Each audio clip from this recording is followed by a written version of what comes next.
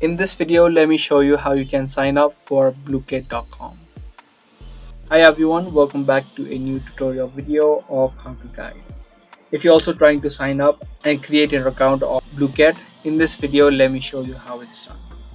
First of all, open up your web browser and search for Blooket.com. Once you search for it, it's going to take you to the official website, which will look something like this. Now to sign up, you just need to click on the sign up button on the top right. Once you click on it, you can see there are two methods that you can sign up. Either you can use your Google account or the email address. For this video, I'm going to use the email address. So just click on this option and start off by typing in your username. In the second box, type in your email address and then create a password. And lastly, you'll also need to confirm your password.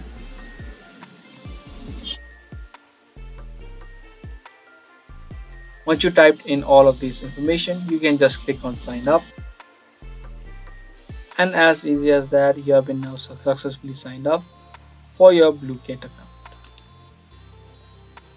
So that was a quick and easy video. I hope you guys understood and found this video helpful.